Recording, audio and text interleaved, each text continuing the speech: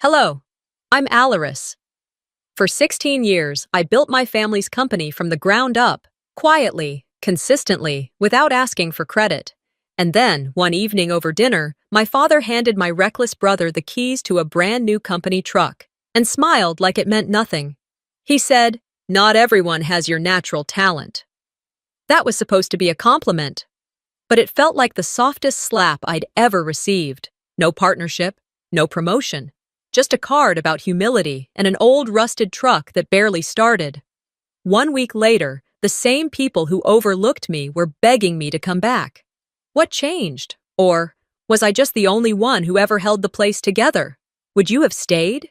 Kenton's birthday had always been something of a spectacle, never subtle, never quiet. That year was no exception. I had just finished rearranging the chairs in the conference room to accommodate the extra guests when I realized I'd done it again. Showed up early, took care of the details, stayed invisible. It was the same room where I'd pitched 3 logistics overhauls that had kept us alive during the worst quarters. The same space I'd scrubbed by hand the night before our first ever regional contract signing. But tonight, none of that mattered. My brother walked in an hour late, wearing a new jacket he probably hadn't paid for, with that boyish grin that somehow still worked on everyone in the room but me. And like clockwork, people clapped. Some even stood. I sat at the far end of the long table. It was a seat I didn't fight for anymore. Let them have the head of the table. I knew who made this company move. Dad stood up, drink in hand, eyes on Kenton like he was looking at his own reflection 20 years ago. "This kid," he started, "has come a long way. I know it hasn't been easy, but no growth ever is." I felt my jaw tense. I stared down at the linen napkin I'd folded earlier that afternoon. "He's got heart. He's got passion," Dad continued. "And he's earned something special." That's when he pulled out the key ring. A silver company logo keychain shimmered under the room's soft lights. A new Ford truck key dangled from it like a medal. The room burst into claps before Dad even said the words. "Kenton, the new company truck is yours." That moment, sharp and surreal, cut through me faster than I could register. I kept my face still, smiled faintly. My fingers stayed wrapped around the stem of my wine glass so tightly, my knuckles paled. Kenton smirked. "Seriously?" he said, grabbing the keys, already flipping them in his hand like it was some toy. "I thought we were leasing that one." Dad laughed. "Not anymore. We figured you'd need something newer, more reliable." Image matters when you're heading into client meetings. Image. That word scratched at me. The same week, my truck had stalled 3 times, once in front of a hospital, twice while idling in the warehouse lot. But hey, at least I had natural talent, right? After the cake had been cut and Kenton soaked up every last compliment, I stood to help clean. As I passed behind Dad, he reached out and gently tugged my arm. "Hey, come here," he said, leading me toward the hallway. He looked proud, relaxed, like he had just orchestrated the perfect family moment.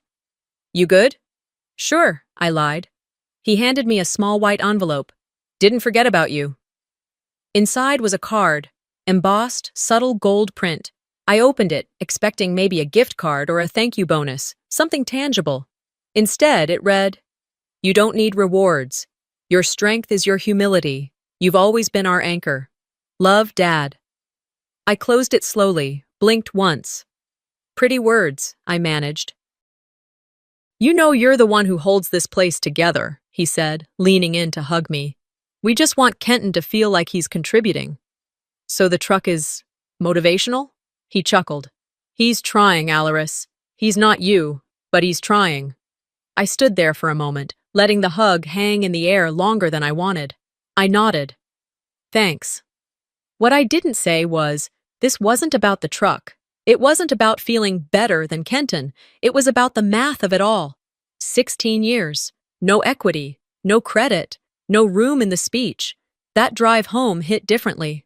My truck rattled like an old coffee can someone had kicked down a gravel road. Each bump, each metallic squeal, sounded like a laugh in my face. I gripped the wheel with both hands, eyes fixed ahead even though I couldn't stop replaying Dad's smile. The applause, the absence of my name in that toast. It wasn't the first time I'd been overlooked, but it might have been the first time I really saw it. I passed through downtown Spokane. Lights from restaurants flickered past. Couples were sitting near windows, laughing over wine or burgers. It reminded me I hadn't had a night off in weeks, maybe months. My phone buzzed in the passenger seat. I ignored it. Probably Kenton texting some joke about his sweet ride, or Mom telling me how much that night meant to the family. When I got home, I sat in the driver's seat longer than I meant to.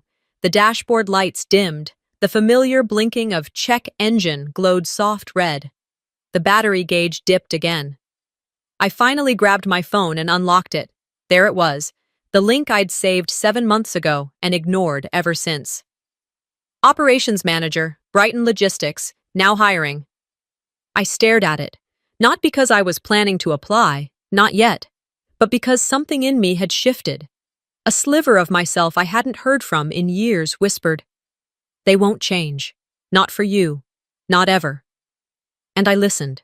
That link sat on my screen like a silent dare. I didn't click it, not yet, but it stared back at me through that dimly lit dashboard like it was waiting. I shut the screen, shoved the phone into my bag, and leaned back in the seat, letting the cold hum of the engine remind me how far I hadn't come. 16 years in this business, and my greatest reward was a note about humility and an engine that coughed like a dying animal. The next morning came too soon, like it always does when sleep is poisoned by disappointment. I made my coffee, skipped breakfast, and pulled my hair back in a tight bun like armor. I didn't bother checking my messages. I already knew what they'd say. Some version of, "Wasn't Kenton great last night?" Or, "So happy to see the family all together." The office building was quiet when I arrived, just after 7. I liked it that way. Before people filled the halls with excuses and fake grins. I swiped in, past the front desk without a word, and slipped into the small conference room where today's presentation would happen. I clicked on the projector. The new dashboard was up on screen already. My dashboard. I had worked on it for months, dozens of sleepless nights optimizing routes, cutting delivery times, integrating live GPS tracking. This was the backbone of our entire quarter's efficiency. Without it, we'd fall behind, again. I skimmed the slides to make sure nothing had been changed. Visually, it looked the same, but then I saw it. In the bottom left corner of slide 2, lead strategist, Kenton Marshall. I blinked, twice, stared harder. Maybe I had misread it. Nope. His name, not mine. Not even team effort. Just him. Like he'd designed it, coded it, and sold it himself. People started to shuffle in. Some nodded at me politely, like I was a helpful intern who made great coffee. Kenton breezed in 5 minutes late, his shirt untucked under a blazer, like some tech startup dropout. He didn't even look at me as he tapped the keyboard, queued up the slides, and cleared his throat. "All right, let's walk through what I've been working on," he said. I didn't say a word. Not when he fumbled basic metrics I'd written. Not when he took credit for automations I spent a weekend perfecting. Not when Dad, sitting 2 seats away from him, nodded with pride. When the lights came back on, the room clapped like trained seals. I walked out before anyone could see my face. I didn't go back to my office. I stepped outside into the alley between our building and the bakery next door. The smell of burnt bread and sugar filled my lungs, grounding me. I pulled out my phone, not to look at that job link again, but because I needed something to hold that wasn't my pride cracking open. At lunch, Mom invited me to the house. "Just a small thing," she said. "Come by, honey. It'll be casual. I'll make your favorite." I went. Not because I wanted to, but because it was easier than explaining why I didn't. Their kitchen still smelled like lemon pledge and chicken broth. Everything in that house was the same, except me. I'd shrunk a little since last week, not in body, but in presence. Kenton showed up with Zadie, his 6-year-old daughter. She rushed to hug Grandma, then skipped over to me. "Hi, Auntie," she chirped. "Hi, Sweet Pea," I said, managing a smile. She tugged my hand toward the front window where the new truck sat parked in the driveway. "Uncle Kenton says this one's gonna be mine someday." The room laughed. Zadie beamed with pride. I blinked. My mother clutched her mug tighter but said nothing. The chicken was overcooked, the salad too wilted, and I chewed each bite like it might fight back. No one asked about the dashboard, No one noticed the blood under my fingernails from clawing at silence. Later, I stood in the kitchen alone, rinsing my plate. Mom joined me. She handed me a dish towel. "You okay?" "Sure," I said. "Zadie didn't mean anything by it. Kids repeat things." "I know." She didn't look at me when she said, "Your brother's trying." That presentation meant a lot to him. I turned, drying my hands. "Did you know my name was taken off it?" She froze, then recovered too quickly. "I'm sure it was a mistake." "Was it?" Silence. "I'm not mad he got the truck," I continued. "I'm mad that somehow everyone's decided I don't need to be seen anymore." Mom's voice softened. "You've always been strong, Alaris. Kenton, he needs encouragement. You don't. So being competent means I don't deserve acknowledgement?" She opened her mouth, closed it, patted my arm. "Let's not do this now. Just enjoy lunch." I didn't speak for the rest of the visit. That night, I sat at the kitchen table, laptop open. The dashboard file was still there. I clicked it. Opened the Properties tab. Created by A.M. Modified by A.M. Every entry, every update, mine. I stared at my name in that metadata like it was graffiti on a wall I used to own. I whispered to no one. They can erase the title, but not the truth. And truth, I was about to learn, can be its own kind of weapon. I didn't come back to argue. I came back to prepare for the next move. That night, after leaving the file open on my laptop, I made myself a sandwich and sat in silence at the kitchen counter. I chewed slowly, not because I was savoring anything, but because I was rehearsing in my head, running timelines, recalling meetings, trying to piece together how long this had been happening behind my back. The next day at the office, I stayed later than usual.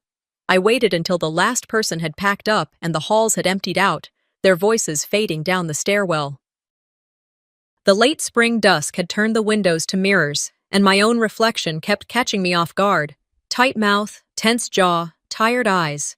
I pulled up the shared server files to double-check the pitch deck we were sending out for a new delivery network partnership.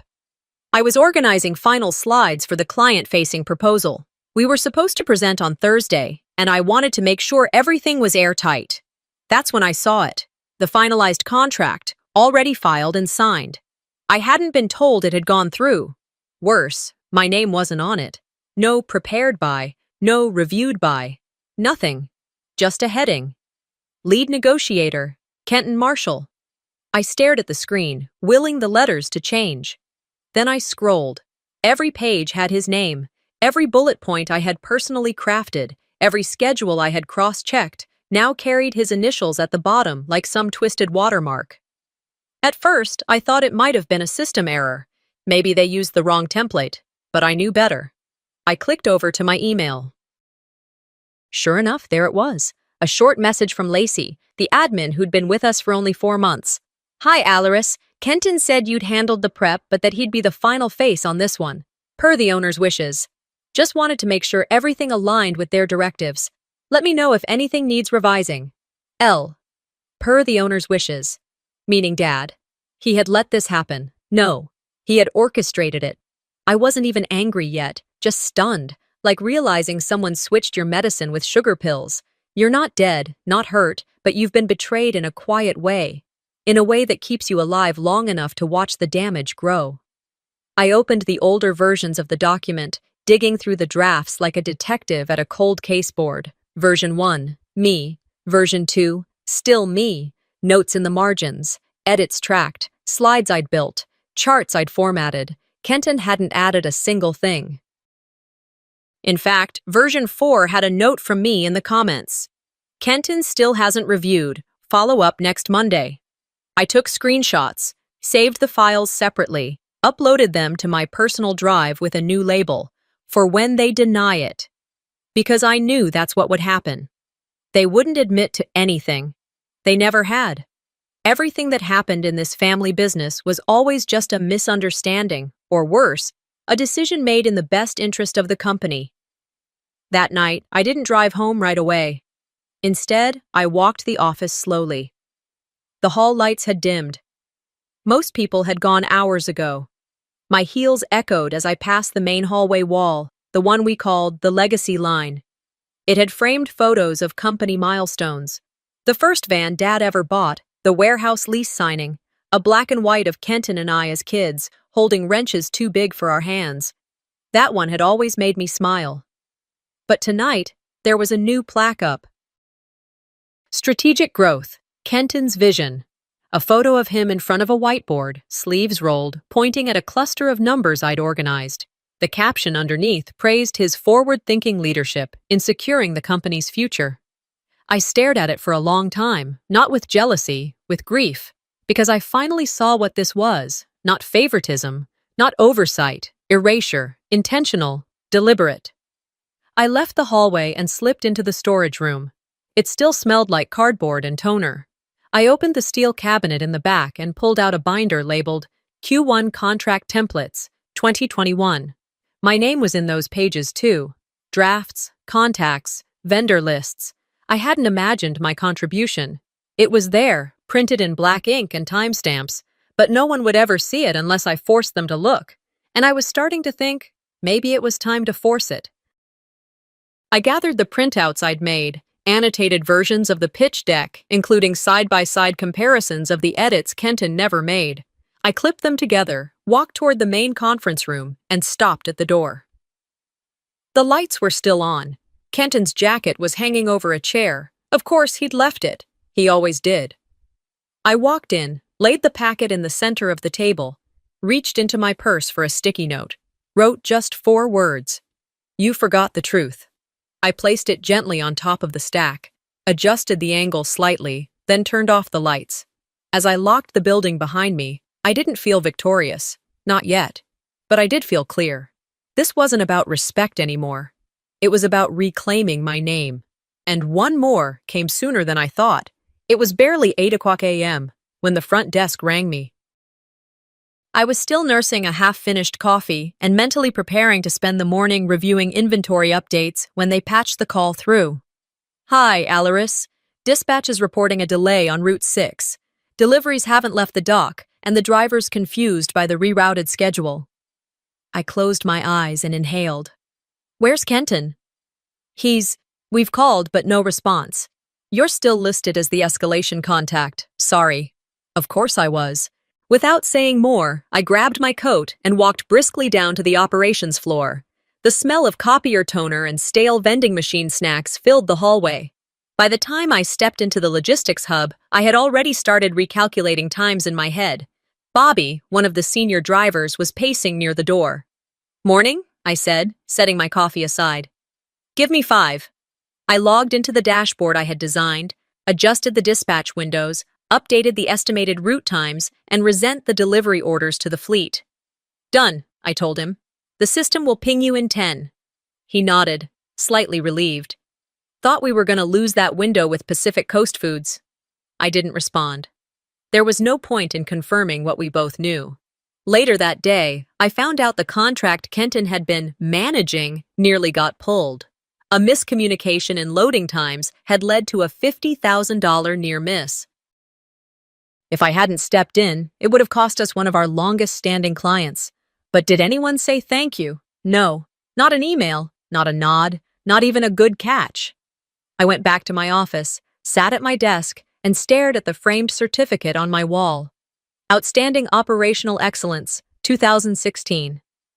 The last year I'd received any formal recognition. I didn't cry. I didn't scream. I didn't storm down the hall. Instead, I opened a fresh document, titled it Final Notes, and started logging every incident they thought I'd forgotten. By evening, I had a call from Mom. Dinner's at 6:30 tonight, sweetheart. Just the family, casual. I wanted to say no, wanted to lie and say I was stuck in meetings, but something in me, curiosity, maybe spite, said yes. I arrived at the house at 6:25 sharp. The driveway was packed. Dad's SUV, Kenton's shiny new truck, and 2 extra cars I didn't recognize. Inside, the smell of baked ziti and garlic bread tried to trick me into thinking this was another warm family evening, but I'd lived in that house long enough to know nothing was ever just dinner. Vera greeted me at the door with a kiss on the cheek and a too bright smile. You look tired. I am. Everyone was already seated. Kenton had taken the seat at the end of the table, Dad's old spot. No one questioned it. He laughed loud, told a story about his daughter spilling apple juice on his laptop, and everyone howled like he was on stage. I sat quietly, buttered my bread, nodded at the right places. Then he dropped the line. So yeah, Pacific Coast Foods almost canceled, but I jumped in, fixed the routing, got them back on schedule. I lowered my fork. Actually, I said, voice even, I was the one who fixed the routing. Dispatch called me when you couldn't be reached. Silence. Short. Cold. Kenton blinked, then smirked. Oh. I thought you just double-checked the final numbers. Vera, without missing a beat, lifted her wine glass. Let's not ruin the mood. It's Kenton's night. Just like that. My mouth went dry, but I kept my voice steady. It's not about the mood, Mom. It's about the truth. She waved her hand, dismissing me like a mild draft. Sweetheart, you don't need credit for everything. You know your worth. That should be enough. That line, that damn line, it hit harder than any slap. Kenton leaned back in his chair, looking smug. We're all working toward the same goal, Al. Let's not get petty. Petty. I stood up, slow, intentional. I don't need a spotlight, but I also won't be a ghost. Nobody said a word, not Dad, not my cousin sitting next to Kenton. Not even Vera, who simply kept slicing her lasagna like I hadn't spoken at all. I left my plate half-finished, excused myself quietly, and walked toward the kitchen to rinse my hands. Vera followed. Don't do this, she said, voice low. I turned. Do what? This need for attention. You've always been strong, Alaris. Not everyone's built like you. Kenton, he's sensitive. He needs to feel seen. And I don't? I said. Because I handle things quietly? I don't get to be acknowledged? You're the backbone. That's a compliment. It's not a compliment if it means being invisible. She sighed. You always take things so personally. That's when I realized she wasn't going to get it. She wasn't going to see the slow erasure. She'd convinced herself that harmony was worth the sacrifice, even if that sacrifice was me. I left without dessert. In the car, headlights cutting across the quiet road home, I spoke out loud to no one. One more time, I whispered. Just one more. I didn't know if it was a promise or a warning. The moment I told myself one more, I hadn't realized how soon it would come knocking. It was Sunday night, almost 10 p.m., and I was standing in the laundry room folding towels when my phone buzzed. I ignored it at first. Everyone important knew I didn't pick up late on Sundays unless it was an emergency, but it kept buzzing 3, 4 times. I finally wiped my hands, picked it up, and saw the name. Dispatch. I answered, expecting the worst. Hi, Alaris. Sorry to call. We know it's late, the young woman on the other end said, already apologetic. The warehouse is locked up for the night, and we just got word the route update for tomorrow's West Side medical supply run is incomplete. Kenton hasn't replied to emails since Friday. I stared at the open dryer like it had answers. Is my name still attached to the emergency override access? Yes, you're still listed in the internal admin table. Of course I was. I grabbed my laptop from the kitchen, logged in through the back-end portal I had built myself 3 years ago, and found exactly what I expected. The schedule was half-filled, the addresses mismatched, and there were no contact numbers uploaded for hospital security. I fixed it in under 12 minutes. After sending the final schedule to all 5 drivers, I logged out, shut my laptop slowly, and stared at the dark window. That was it. Monday morning, I arrived at the office earlier than usual. The sun had barely made it over the horizon, and the parking lot was mostly empty. I parked in my usual spot, farthest from the entrance, out of habit, and sat in the car for a few seconds, hands resting on the steering wheel. I didn't feel angry. I felt done. Inside, I went straight to my desk. No greetings, no coffee, no small talk. I pulled open the bottom drawer and reached for a small cardboard box I kept there, one I hadn't touched in years. I started filling it with the few personal items I hadn't already removed, a framed photo of me and our original 3-person crew from the company's first holiday season, a small cactus plant Kenton had once called your weird desk thing, and 2 pens I liked too much to leave behind. Then I opened a new Word document. It wasn't long, just a simple resignation letter. Direct, professional, no drama. At 7:43 a.m., I printed it, signed it, and walked it down the hall. Dad's office light was off. I laid the envelope neatly in the center of his desk.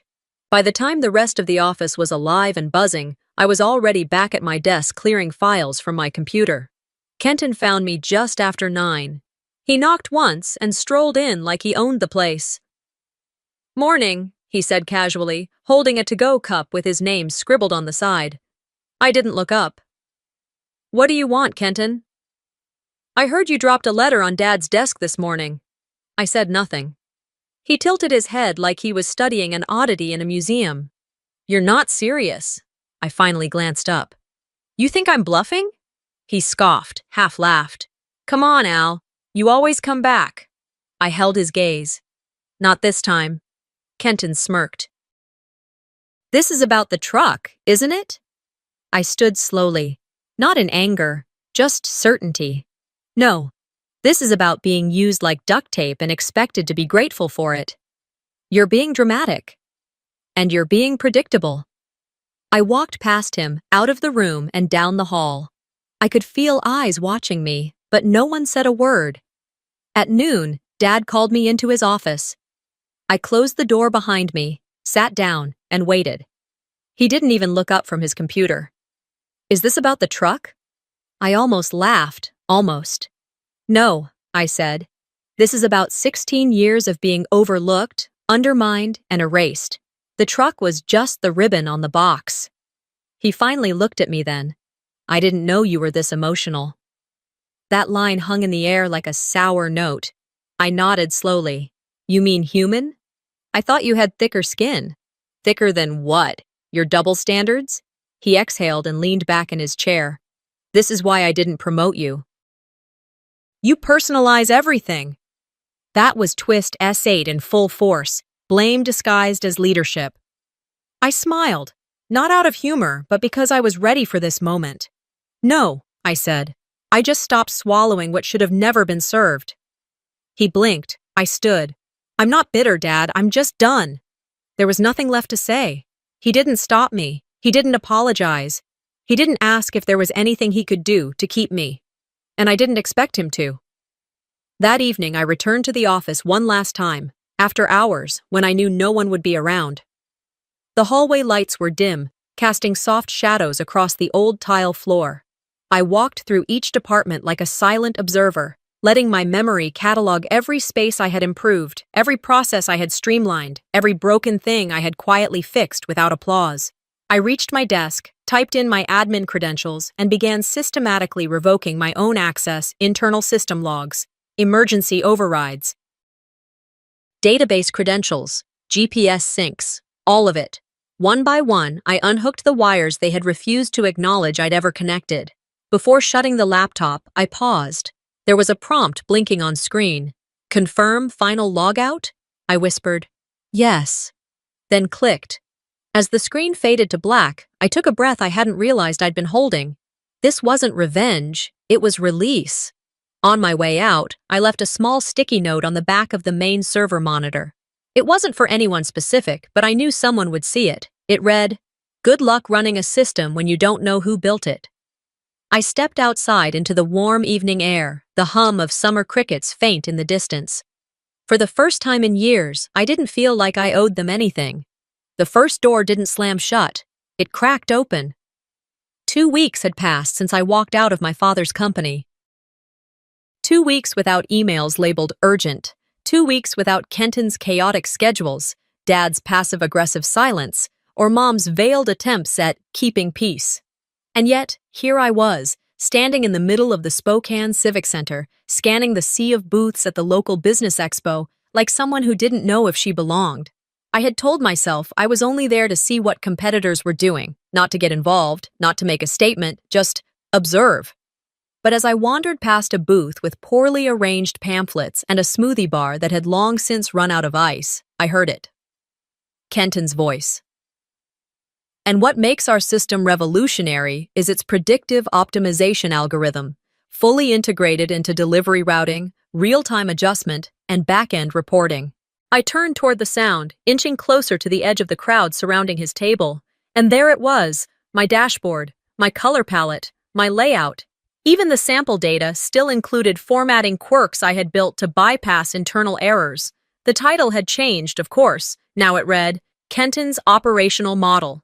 I felt the familiar throb behind my eyes.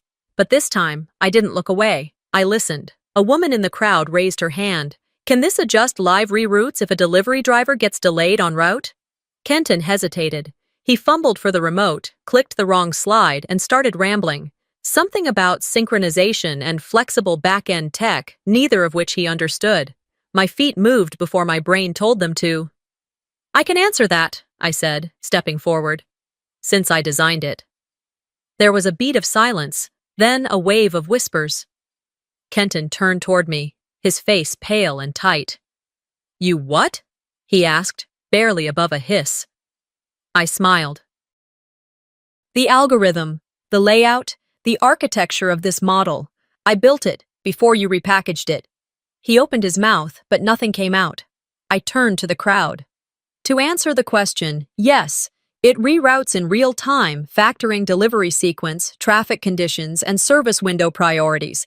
It also notifies the client if there's a significant ETA change. I didn't wait for applause, or questions, or stares. I simply walked away. Outside, I took a deep breath and let the sunlight warm my shoulders. I hadn't planned that moment. I hadn't rehearsed it. But it felt clean. Necessary. That night, back in my apartment, I opened my laptop. I didn't write a rant or call a lawyer. Instead, I created a single PDF. It was short, 5 pages. The first showed the original concept sketch with a timestamp from last year. Page 2. A screenshot of the internal build file history, all under my name. Page 3 listed the email thread approving the final specs. Pages 4 and 5. Screenshots of Kenton's version, nearly identical, just with new branding and his name replacing mine. No commentary, no accusations. I sent it from a private email account, anonymously, to the company Kenton had tried to impress. Marceline B., the CEO of a mid-size grocery delivery chain. Then I shut my laptop and made tea. 2 days passed, then 3. No reply, no fallout, nothing, until Friday night. I was pouring wine when I saw the LinkedIn notification pop up. Marceline B. viewed your profile. I took a long sip and let a small smile form. Saturday morning, my phone buzzed with a text from an unknown number. Ms. Marshall, would you be open to a short conversation about partnership potential? Marceline. I didn't respond right away. I let it breathe, let the silence speak for me for once. Back at the company, I imagined the fallout. A junior staffer likely reported the expo scene to Vera. Kenton probably spent the day barking orders and rewriting emails, frantic to regain control. I'd seen him spiral before. He didn't handle exposure well, and I hadn't even needed to shout. On Monday, a friend from accounting forwarded me a mass email Kenton sent to the whole company. Subject: Disruption of Company Image. While we appreciate everyone's efforts at the recent Business Expo, we must remember to represent Wilson Family Logistics professionally. External interference, regardless of former affiliations, undermines our mission. I didn't finish reading. Because none of it mattered. The power wasn't in the noise anymore. It was in the receipts. What I'd sent to Marceline hadn't just exposed a lie. It showed competence, composure, and clarity. Truth doesn't always need a platform. Sometimes it just needs the right inbox. That night, I pulled out an old folder from the top shelf of my closet. Inside were files from years ago, client referrals, praise emails, improvement logs. I scanned them one by one, not out of nostalgia, but as confirmation. I'd built something real. And now, it would have my name on it. I wasn't looking to be reinstated. I was looking to be released. But now, they wanted both. When I woke up the morning after sending the letter to the board, I had nearly a dozen emails waiting. Some were quiet acknowledgments. A few were outright apologies, from employees who had watched the erasure but said nothing. And one stood out. From HR. Subject line, let's talk. Urgent. I didn't reply. Not because I was avoiding the conversation, but because I wasn't ready to hear a defense built on desperation. I knew how these things worked. When people can't control your silence, they try to manipulate your re-entry. And I wasn't theirs to manage anymore. That Friday evening, I dressed in a black sleeveless dress that fit like certainty. Simple, structured, unapologetic. The invitation had come a week earlier, a corporate charity gala hosted by Wilson Family Logistics. The kind where people wear name tags over trauma and sip wine like it makes neglect taste better. I had debated attending at all, but something in me, not revenge, not pride, told me I needed to be seen, not for them, for me. I arrived just as the cocktail hour began. The ballroom was softly lit, the clink of glasses and cautious laughter filling the space. I scanned the room quickly, familiar faces, polite nods. Then I spotted Kenton. He was at the center table, surrounded by a half-circle of donors, suppliers, and people who called him visionary because he repeated phrases from books he hadn't finished. And sitting beside him, arms folded, smile stiff, was Mark, my ex. 5 years ago, we'd tried to build something. He couldn't understand why I prioritized work. I couldn't understand why he couldn't finish anything he started. It ended with him saying, "You'll always choose spreadsheets over people." And now, here he was, at Kenton's table. "Small world," Kenton said, loudly enough to carry across the room. I met his eyes. He smiled wide, leaned in toward Mark, and whispered something that made them both laugh. Mark looked at me, raised his glass, and mouthed, "Still intense?" I didn't flinch, didn't roll my eyes. I walked to the bar, ordered sparkling water, and nodded when the bartender offered lime. Later that evening, the lights dimmed, and the projector screen flickered to life. "This year," Vera's voice said from the podium, "we celebrate the evolution of our company, its legacy and future." Photos began to roll. The first delivery van, a ribbon-cutting ceremony, Kenton shaking hands with vendors, Dad holding a shovel at the groundbreaking of our new warehouse. Faces I recognized, rooms I had organized, systems I had built. But not once did my face appear, not even in the group shots I remembered standing in. And then came the leadership timeline, a sleek, animated slide moving through years, 2008 to 2023. Names, titles, promotions. Kenton's picture enlarged over and over. Vera's quote about nurturing family growth, a closing phrase across the screen. Guided by innovation, built on family. Applause erupted. I sat in silence. No one turned to look at me, except Mom. She caught my eyes and quickly looked away. Guilt, or discomfort, maybe both. Kenton lifted his champagne. To 20 more years of growth. And that's when something snapped. Not loudly, not with anger. It was the quiet shift of understanding. That I hadn't just been excluded, I had been intentionally erased. I stood, walked out, and drove straight home. I didn't bother taking off my dress. I went straight to my desk, opened my laptop, and began compiling every document I had. Emails, memos, slide decks, strategic notes, photos with timestamps, each file dated, organized. By 1:00 a.m., I had over 60 attachments. I wrote a short, professional message and sent it to the board, BCCing Marceline, the same CEO who had once viewed my LinkedIn with quiet curiosity. Subject line, clarification, ownership of operational legacy. I wrote, "To the board, it has come to my attention that recent internal and public materials have misrepresented key contributors to the company's strategic evolution. Attached, you will find a detailed log of project leadership history, verified documentation, and collaborative credits which reflect my role over the past 16 years. I ask for no title, no position, no correction, only that you understand I will not be erased from something I helped build with bare hands." Alaris Marshall. Then I hit send. The next morning, before I even finished my first coffee, I had 8 new messages, 4 from board members, 2 from mid-level staff who had been on teams I led, 1 from HR again, and the last, a voicemail from Dad.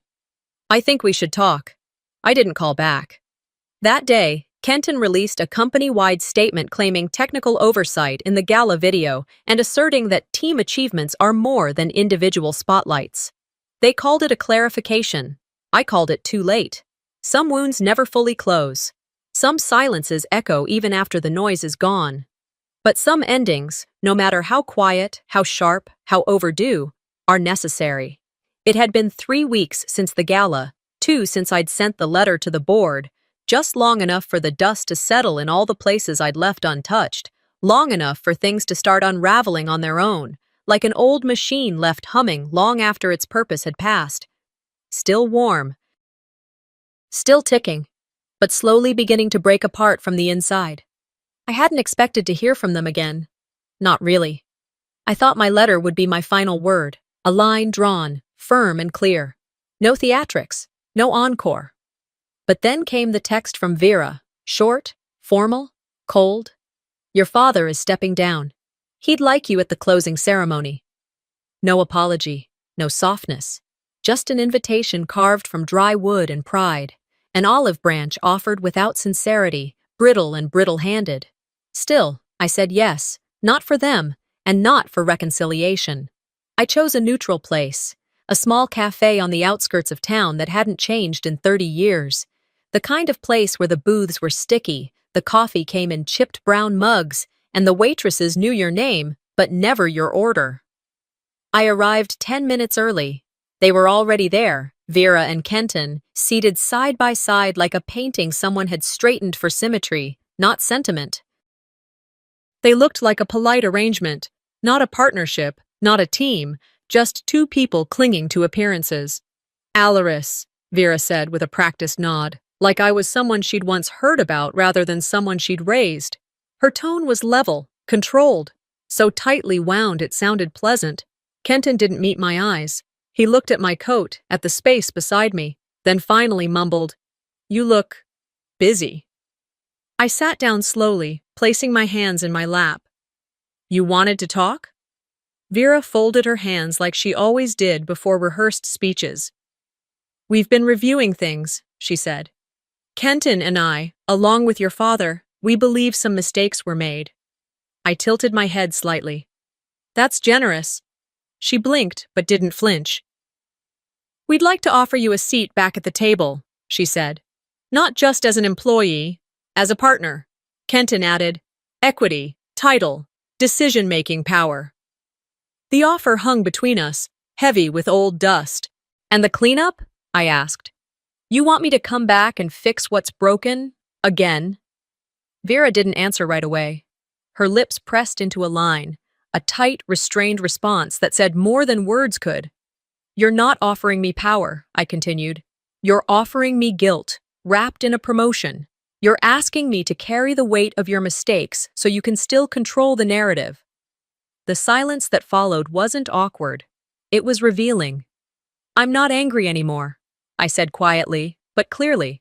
"But I'm also not coming back." Then I stood up, calm, certain. When I left the cafe, I felt nothing but certainty. No hesitation, no resentment, just the steady thrum of my own resolve. That night, I sat at my desk with a cup of herbal tea and opened my personal archives, the old Google Drives, shared folders, projects buried under layers of renaming and repurposing. I didn't rush, I just moved through the digital past like clearing out an attic. I deleted what needed deleting, archived what mattered, revoked access, cleared permissions, deactivated admin credentials and internal tools I had personally coded into the Wilson infrastructure. I didn't destroy anything. I just removed myself. Entirely. If they wanted the machine to run, they'd have to learn how to build it themselves, or watch it fall apart. By the end of the week, I heard whispers, quiet murmurs from former colleagues, clients delaying payments, contracts being reconsidered, a few employees quietly searching on LinkedIn, posting vague updates like, "Exploring new paths." By Monday, the company website was offline. "Scheduled maintenance," the banner said, but the timing spoke louder.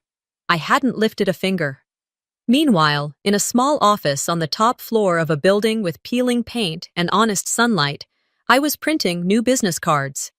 Alaris Marshall, founder, Sable Ops Logistics. It wasn't a flashy firm.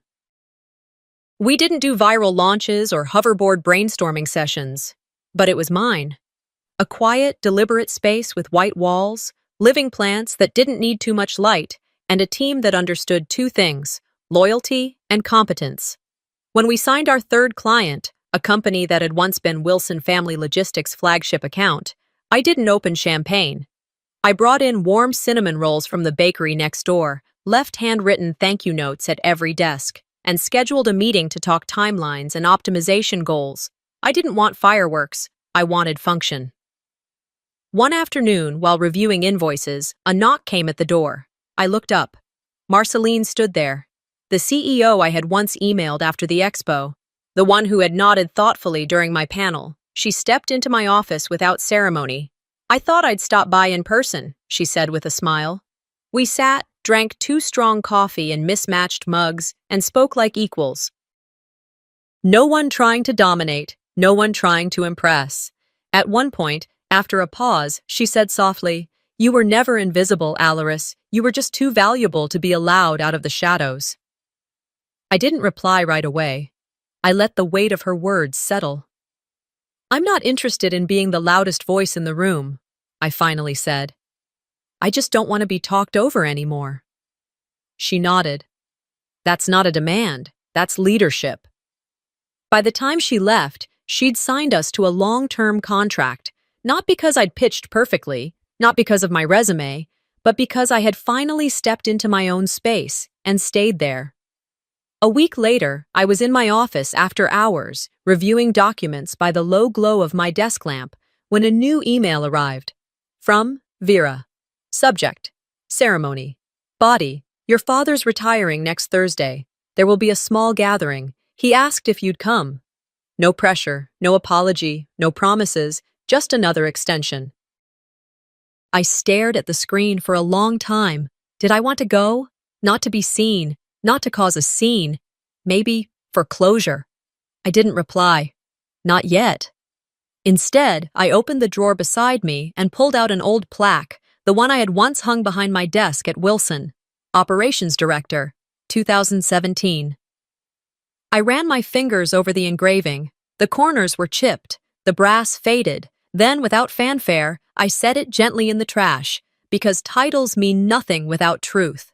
And I had finally learned how to stand in mine. I didn't go to reclaim anything. I went to see if I'd left behind something worth burying. The morning of the closing ceremony was brisk, that sharp edge of late fall in Spokane that always carried the smell of pine and endings. I pulled on a gray coat, nothing fancy, and made my way to the old Wilson Family Logistics building for the first time in nearly 2 months.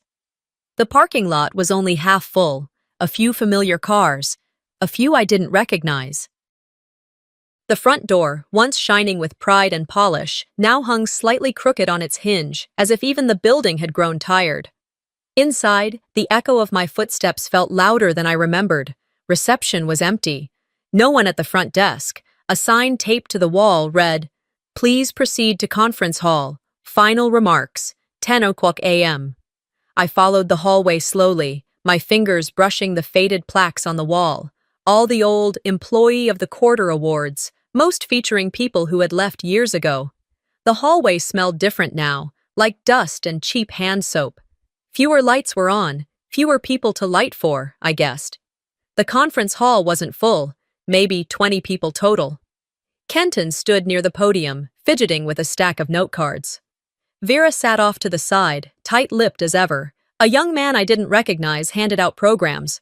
When he offered me one, I waved it off with a polite smile and took a seat near the back. There was no grand opening, no dramatic speech, just Kenton clearing his throat and tapping the mic. "Thank you for coming," he said, eyes flicking across the room. They landed on me for a second. No smile, no nod, and then kept moving. "As most of you know, Wilson Family Logistics will be winding down operations over the next several weeks. My father has formally retired and, given recent shifts in contracts, we've made the difficult decision to restructure." I watched him stumble through his script. He tried to look composed, but even from the back, I could see the sweat forming at his temples. The pauses in his speech weren't for effect. They were stall tactics. The truth is, he continued, we've faced some challenges. Miscommunications, leadership transitions, mistakes. That word, mistakes, hung in the air longer than the others. I scanned the room. Most faces looked uncomfortable, tired, detached, like they were already mentally in a different job, a different building, a different life. Kenton wrapped it up with a mumbled thank you and a hasty exit from the mic. No applause, just polite shuffling as people stood, shook hands, and began drifting toward the exit. I stayed seated. Vera approached me a few minutes later. She looked older than I remembered. Not in years, but in weight. Like holding everything together had taken more from her than she was willing to admit. I wasn't sure you'd come, she said quietly, slipping into the seat beside me. I wasn't either, I replied. We sat in silence for a few moments. She didn't say anything about the company, or about Kenton, or about my name being cut from 10 years of records. Instead, she reached out and gently touched my hand.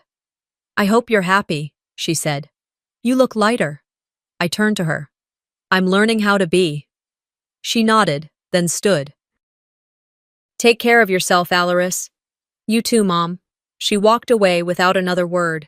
After a moment, I stood, walked once through the empty office halls, past the warehouse doors, the mailroom, the break room that always smelled like burnt popcorn, and then I left. Back at my home, the heater had already kicked on. The house was quiet, warm, and clean. My new office, tucked into the corner of the living room, had everything I needed. A sturdy desk, my laptop, a shelf lined with files. On the desk sat a card from Marceline. Simple white stock, neat handwriting. Thank you for building something that works because it's honest. We trust you, and your work shows why we should. In my inbox were 2 new contract approvals. I made tea, watered my succulents, and stepped onto the porch as the afternoon sunlight settled over the neighborhood. Across the street, a man climbed into a faded pickup truck. No custom rims, no company logo, just a good, solid machine. He drove off, engine humming like it was supposed to. I sat down in the old wicker chair I'd rescued from a yard sale, wrapped my hands around the warm mug, and let the quiet settle. This wasn't a victory lap. It was peace, and peace wasn't loud. Inside, my phone buzzed with a new message. I let it ring. I had nothing left to fix, nothing left to prove, just this moment, just this place, and maybe that was enough. They didn't lose me when I walked away, I thought. They lost me every time they refused to see me. I smiled, not wide, but real. I didn't need to win the family legacy. I became my own. Sometimes walking away isn't giving up. It's choosing yourself after everyone else has taken what they needed from you. Alaris didn't seek revenge through noise. She let absence speak louder than anger. Have you ever stayed too long in a place where your value was ignored? Share your story in the comments, and don't forget to subscribe for more real-life stories about quiet strength, family betrayal, and the moments that change everything.